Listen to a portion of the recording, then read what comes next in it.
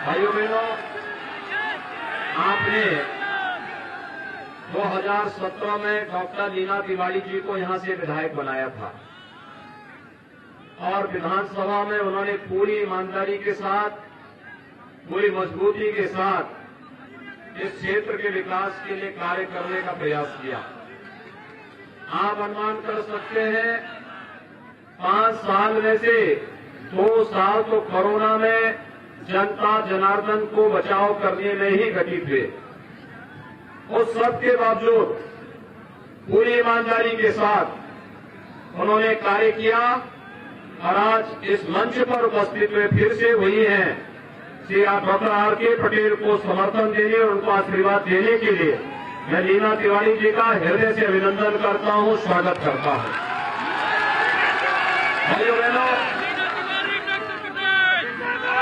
6 चरणों के चुनाव संपन्न हो चुके हैं और 6 चरणों के चुनाव के बाद पहले दिन से ही मैं प्रचार कर रहा हूं। पहले चरण से लेकर के लगातार हर चरण में लगभग अधिकतर सीटों में हम जा चुके हैं और मैं कह सकता हूं कि 6 चरणों के रुझान बताते हैं कि भारतीय जनता पार्टी अपना दल और निषाद पार्टी का जो ये एनडीए का गठबंधन है, यहां प्रचंड बहुमत के साथ फिर से उत्तर प्रदेश के अंदर सरकार बना रही है। आपने देखा होगा चुनाव की घोषणा के बाद जो समाजवादी पार्टी और बहुजन समाजवादी पार्टी से जुड़े हुए पेशेवर माफिया और अपराधी थे, 4.5 वर्ष तक जो लोग छुपे हुए थे, वे लोग चुनाव की घोषणा के बाद एक बार फिर से माहौल खराब करने का प्रयास किए। लेकिन जब तीसरे चरण के दौरान रुझान आने प्रारंभ हो गए कि भारतीय जनता पार्टी गठबंधन की, डबल इंजन की ही सरकार, फिर एनडीए की सरकार उत्तर प्रदेश के अंदर बनने वाली है, वजह से सपा बसपा के बहुत सारे नेताओं ने विदेशों के टिकट अभी से बुक कराने शुरू कर दिए भागने के। और भाइयों बहनों, 10 मार्च को जब परिणाम आएंगे आप देखेंगे ज्यादातर नेता भाग चुके होंगे उनके, और जितने भी अपराधी और माफिया हैं ये भी कहीं न कहीं अपने बिलों के अंदर घुसते हुए दिखाई देंगे। आज मैं इसीलिए आपके पास आया हूं। मैं आपसे पूछना चाहता हूं 2017 के पहले क्या आपको बिजली मिलती थी क्या? 2017 के बाद तो मिली है ना। बिजली में कोई भेदभाव तो नहीं हुआ, सबको बिजली, पर्याप्त बिजली, यानी सबका साथ सबका विकास का जो प्रधानमंत्री मोदी जी का नारा है उसके अनुसार ही सबको बिजली, पर्याप्त बिजली देने का लक्ष्य भी हम लोगों ने प्राप्त किया। भाइयों बहनों, कोरोना कालखंड में हम सब रह रहे हैं। कोरोना में फ्री में उपचार, फ्री में वेब टेस्ट, फ्री में वैक्सीन। कितने लोगों ने वैक्सीन ले ली है? वैक्सीन का कोई पैसा तो नहीं लगा। अब सपा बसपा की सरकार होती है, सारी वैक्सीन बिक जाती बाजार में, किसी गरीब को वैक्सीन नहीं मिल पाती। लेकिन मोदी जी ने ऐसी पुख्ता व्यवस्था की और एनडीए की सरकार थी, प्रचंड बहुमत की सरकार थी, तो भाइयों बहनों हर गरीब को, हर जरूरतमंद को, हर नागरिक को वैक्सीन मिल गई और 3rd वेव कब आई कब गई कोई पता नहीं। भाइयों बहनों, कोरोना कालखंड में हर गरीब को 2 बार राशन मिला कि नहीं मिला है? मिला है। राशन देने में कोई भेदभाव तो नहीं हुआ है। और राशन के साथ दाल, तेल और नमक ये भी मिलना है ना। क्या 17 के पहले भी मिलता था क्या? 17 के पहले ये पैसा कहां जाता था? सपा के गुर्गे खा जाते थे और मोहन जी का हाथी का पेट इतना बड़ा है कि उस पूरा का पूरा राशन नहीं गुजर सकता। भाइयों बहनों,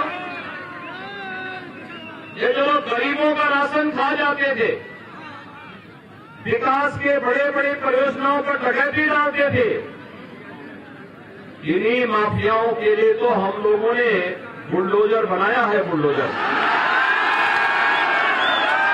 ये हाईवे भी बनाता है और माफिया और अपराधियों को भी बोलती बंद करता है। ये बुलडोजर बोलता नहीं है, लेकिन माफियाओं की बोलती बंद जरूर कर देता है।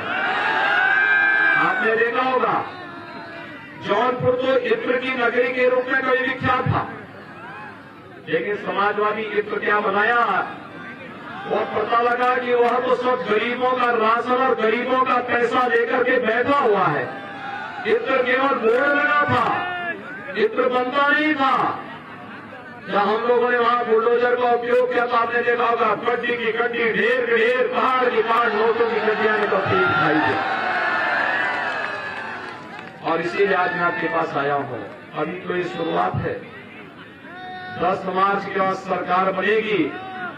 उज्ज्वला योजना के हर लाभार्थी को साल में 2 बार होली और दीपावली को फ्री रसोई गैस का सिलेंडर भी उपलब्ध होगा। 60 वर्ष से ऊपर की हर माता बहन को परिवहन निगम की बस में फ्री में यात्रा की सुविधा भी उपलब्ध करवाएंगे। कॉलेज जाने वाली हर बेटी को, मेधावी बेटी को स्कूटी उपलब्ध करवाएंगे। और गरीब कन्याओं की शादी के लिए मुख्यमंत्री सामूहिक विवाह योजना हमने 2017 में प्रारंभ की थी। 51,000 रुपये कन्यादान के लिए अनुदान के रूप में हम देते हैं। अब भाइयों बहनों, इस राशि को अगले 5 साल के अंदर 1 लाख करने का प्रस्ताव है। 1 लाख। भाइयों बहनों, अन्नदाता किसान जो अपने यहाँ ट्यूबवेल का कनेक्शन लेता है, अगले 5 साल के अंदर ऐसी व्यवस्था करेंगे कि ट्यूबवेल का बिल उनका 0 रहेगा। 0, 1 भी पैसा नहीं रहेगा। और यही नहीं, युवा कैसे छूट सकता है। 1 करोड़ युवाओं को वर्तमान में हम टैबलेट स्मार्टफोन दे रहे हैं। समाजवादी पार्टी शिकायत की है चुनाव आयोग से, क्योंकि सपा का तो नारा है सबका साथ, लेकिन सिपाही खानदान का विकास। नौकरी निकलती थी, चाचा भतीजा दोनों वसूली में निकल जाते थे। कोई कार्य होता था, इतनी डकैती डालते थे कि विकास होता ही नहीं था। सपा की गुर्गे खा जाते थे। और भाइयों बहनों, आज मैं इसीलिए आपके पास आया हूं। आपसे मैं इसीलिए कहने के लिए आया हूं, देखिए, वे लोग नौकरी भी नहीं रखने देते थे, आज स्मार्टफोन और टैबलेट भी नहीं रखने दे रहे हैं। लेकिन हमने तय किया है 10 मार्च के बाद प्रदेश के अंदर 1-2 करोड़ नौजवानों को टैबलेट स्मार्टफोन देंगे। ऑनलाइन एजुकेशन, ऑनलाइन एग्जामिनेशन और ऑनलाइन कंपटीशन की प्रिपरेशन के लिए भी डिजिटल एक्सेस फ्री में उपलब्ध करवाएंगे उत्तर प्रदेश के हर नौजवान को।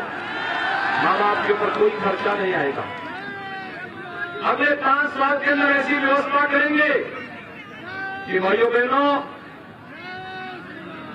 हर परिवार के एक सदस्य को नौकरी, रोजगार अथवा स्वतः रोजगार के साथ जोड़ने का कार्य भी करेंगे। वृद्धजनों, विधवा महिलाओं और दिव्यांगजनों को 1 करोड़ लोगों, 1 करोड़ परिवारों को वर्तमान में हम 12,000 रुपया पेंशन दे रहे हैं। पहले पेंशन 300 रुपये थी और सपा ने तो इसको रोक दिया था। हमने बहाल किया, राशि को बढ़ाया। इस समय 12,000 रुपये सालाना पेंशन दे रहे हैं। और भाइयों बहनों, अगले 5 साल के अंदर हमारा प्रयास है इस राशि को बढ़ा करके 12,000 से बढ़ा के 18,000 रुपये सालाना करने का विचार है। गरीबों को सहायता मिलनी चाहिए कि नहीं मिलनी चाहिए? जरूरतमंदों को सहायता मिलनी चाहिए कि नहीं मिलनी चाहिए? नौजवानों को रोजगार मिलना चाहिए कि नहीं मिलना चाहिए? गरीबों का राशन मिलना चाहिए कि नहीं मिलना चाहिए। लेकिन सपा बसपा के एजेंडे में ये नहीं है। उनकी सहानुभूति गरीब के लिए नहीं, नौजवान के लिए नहीं है, महिलाओं की सुरक्षा के लिए नहीं है।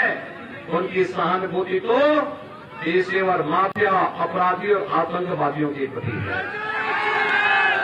और इसलिए भाइयों बहनों, हम लोग आपके पास आए हैं आपसे कहने के लिए, विकास और बुलडोजर साथ साथ चले, इसके लिए दमदार सरकार चाहिए। दमदार सरकार के लिए आप समर्थन और सहयोग करेंगे, मजबूती के साथ सहयोग करेंगे। Doctor R K. पटेल को भारी बहुमत से विजयी बनाएंगे। भारतीय जनता पार्टी यानी और निषाद पार्टी और अपना दल के जितने प्रत्याशी जनपद जौनपुर से होंगे, इन सभी 9 के 9 प्रत्याशियों को विजयी बनाएंगे। देखना, आपके घर की शुरुआत होती है सुबह चाय पीने से। कप प्लेट लेकर के डॉक्टर आर.के. पटेल आपके पास है।